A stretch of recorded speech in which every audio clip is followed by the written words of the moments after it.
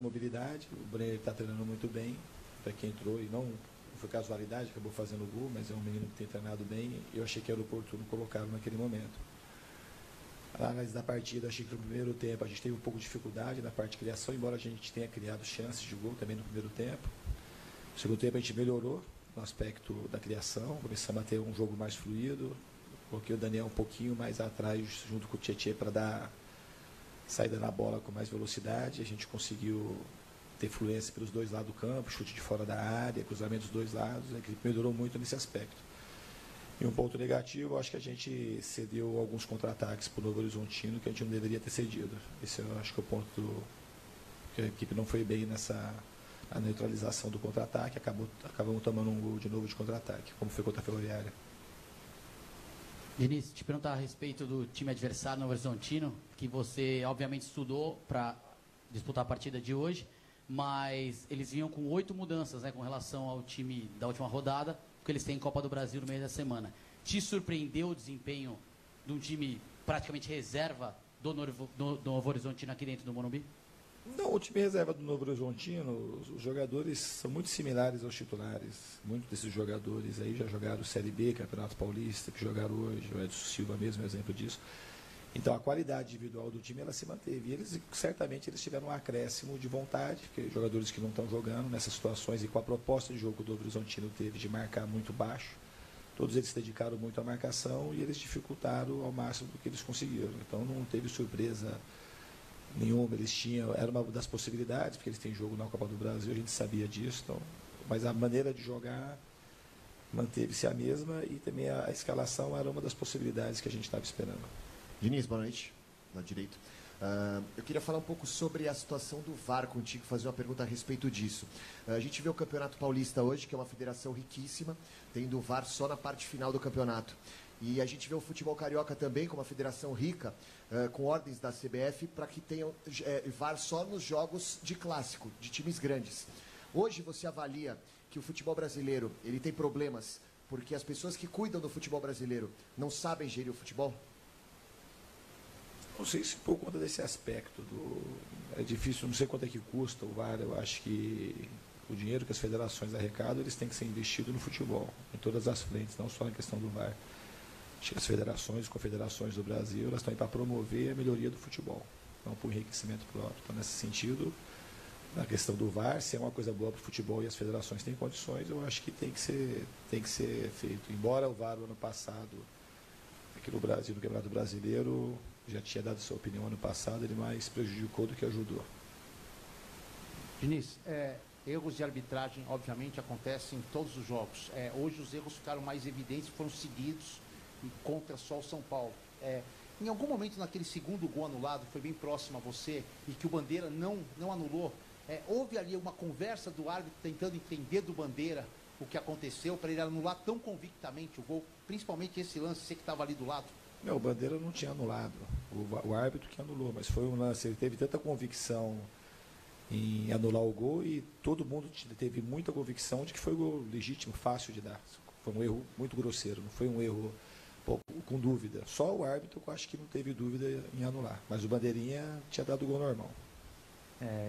Diniz, aqui, desculpa insistir na questão da arbitragem, aqui na transmissão do Premier, o Salvio Spínola, né, que é o ex-árbitro, ele apontou 4 erros assim capitais, né, 2 gols mal anulados que o Pato fez, né, um cara que não faz gol há quase 6 meses faz 2 que valiam e não valeram, e 2 pênaltis que poderiam ter sido marcados, né? O quanto que atrapalhou na história desse jogo e no desenvolvimento até do seu trabalho em recuperar jogadores, enfim. Porque na partida de hoje atrapalhou e muito, porque não foi um lance só, foram 4 lances que poderiam ter resultado em gol, 2 gols legítimos e 2 pênaltis que, pelo menos um deles, para mim, foi muito claro no Vitor Bueno, o outro eu não sei. Eu não vi as imagens ainda, mas do banco a impressão era muito, muito clara. E outros lances de falta, até foi uma arbitragem extremamente confusa hoje. Mas quando você penaliza muito uma equipe, a arbitragem, o futebol empobrece. O jogo hoje, quem chamou o destaque da partida, talvez tenha sido a arbitragem. Diniz, queria que você falasse sobre o repertório ofensivo do São Paulo. Hoje a gente viu o time finalizando com perigo de fora da área, cruzamentos perigosos, jogadas criadas na frente da área, fazendo pivô, finalização de dentro da área. Queria que você falasse se te deixa satisfeito esse trabalho ofensivo com repertório, com variação, e também, se me permite um outro questionamento, com os retornos de Igor Gomes e Antony, jogadores também do setor ofensivo, eles teoricamente já voltam assumindo a vaga deixada no final do ano passado, ou vão ter que batalhar para conquistar? Não, isso é uma questão, eles são titulares da equipe, mas a equipe ela não é feita apenas de 11 titulares. Eles terminaram muito bem a temporada, o Antony está jogando continuamente, o Igor Gomes também jogou o jogo do Paraguai, jogou bem, a gente está acompanhando. A gente vai esperar fazer um passo de cada vez, esperar eles retornarem. Eles são jogadores que vão estar à disposição e vai depender se vai jogar de titular ou não. Isso é uma questão de ver como é que eles vão chegar, então a gente não está pensando nisso agora.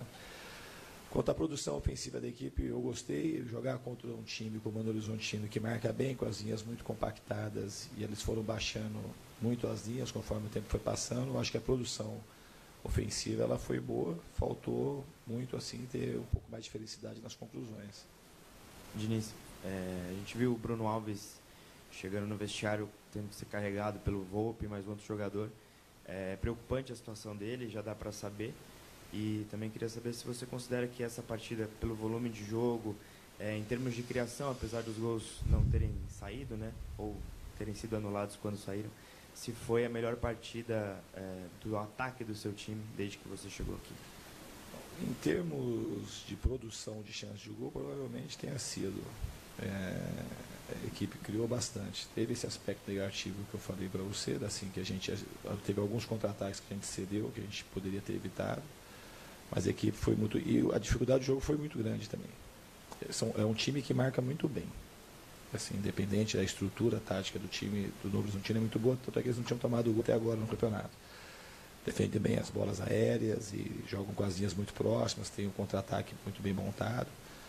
Então, acho que a equipe tem que valorizar esse aspecto do jogo e ir corrigindo. Né? E tem coisa para melhorar, a gente vai corrigindo com os treinamentos. O Bruno, tomara que não seja nada. Né? Acho que foi uma pancada. E ele é um cara assim, muito forte. Eu espero que ele não possa... E se ele não puder jogar, a gente tem outros jogadores à disposição que vão conseguir dar conta. Diniz, boa noite. Boa noite. Aqui do seu lado direito. O São Paulo pareceu que voltou do intervalo um pouco mais ligado, tanto que exigiu muito, né, do goleiro Oliveira do Novo Horizontino ali no ataque, insistiu muito nessa parte. Queria saber como foi a sua conversa com o time durante o intervalo e sobre o Pato, teve 2 gols anulados, vem buscando para começar a temporada fazendo gol. Como que você mantém esse pensamento positivo dele para que não caia um pouco cobrança de torcida, etc., que o gol uma hora sai? Não, o Pato está se esforçando. Eu acho que o mais importante nesse momento é que o esforço que ele tem tido nas partidas, a dedicação, de alguma forma está sendo reconhecido pelo torcedor. Ele é um cara que está trabalhando muito, a parte defensiva tem colaborado, tem movimentado bastante. Seria muito importante que as bolas dele tivessem entrado hoje, e isso relaxa, no bom sentido, todo mundo, tira um pouco do peso que talvez ele esteja carregando, mas é continuar trabalhando. A gente está contente que ele tem feito nos treinamentos e o gol é questão de tempo. A conversa foi o seguinte: no fundo a gente fez um ajuste tático que eu acho que facilitou para o time. Eu já tinha explicado um pouco antes, eu trouxe o Tietê e o Daniel Alves um mais perto do outro para dar saída no jogo, para ter mais fluência, e a gente conseguiu romper a primeira linha de marcação do Novo Horizontino, e o jogo começou a fluir pelos 2 lados do campo. Aí a equipe teve uma predominância bastante decisiva no segundo tempo na parte do ataque por conta disso. Muito obrigado.